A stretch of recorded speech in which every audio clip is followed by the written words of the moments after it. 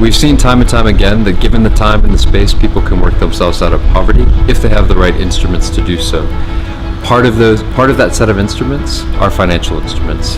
Imagine your life if you didn't have access to any emergency funds. Imagine your life if that instead of saving, you had to store money in a hole in the ground. Imagine your life as every time you wanted to buy something, you had to put your cash into a bag and carry it to where you were going and pay for it. Well, that life is imaginable because that's what about 75% of the world's population does right now. Si on parle de taux de bancarisation strict, donc le nombre de personnes qui ont un compte dans une banque, représente à peu près moins de 12% de la population. Oftentimes, the first contact that an individual is going to have with the formal financial sector is on the recipient end. They're receiving something. But oftentimes, it's a transfer from the government.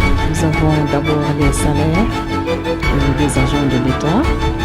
Nous avons les pensions de retraite qui concernent les pensionnés, les veuves et éventuellement les orphelins.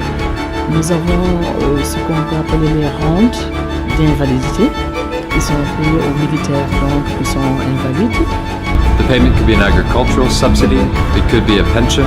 Et nous avons les allocations sociales payées par une caisse de sécurité sociale. One of the ways to draw people into the system, into the digital financial services system, is actually through government-to-person payments.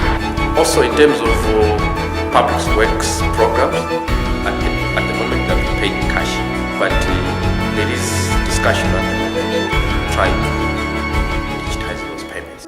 Now, instead of talking about building branches, sending staff, putting out cash into rural areas to reach the population, actually now you can reach them by what they're holding in the palm of their hand. So interestingly, in the case of South Africa, they've done an amazing job in terms of bringing people into the financial system by using government-to-person payments. The system at SASA, the system is very good. Maybe as a country, I have learned a lot. The feedback as well from the beneficiaries seems to point to the same thing. They are happy with the card payment system. In the government-to-person payments cash system, there's a lot of leakage. And people doesn't need to hold cash to receive cash or other payment, which can lead to some other corruption. So, but with e-payment, you cannot demand anything from a beneficiary because money is in the card. The beneficiaries we talked to compared the manual system to the electronic system, and they were of the view that the electronic arrangement is better, that they felt safe and it was risk-free. Because if you are given cash at the end of the day, the risk of losing it is there. L'autre chose qui m'a marqué aussi, c'est que j'ai pu avoir l'occasion d'interviewer un des bénéficiaires qui est venu spécialement pour ça, un monsieur d'un certain âge qui était très habillé, très bien habillé, qui avait arboré sa carte de SASA et on lisait une certaine fierté. If we get this right, we have the opportunity to add not 5, not 10, maybe 15, maybe 20% of the adult population to the financial sector in these countries.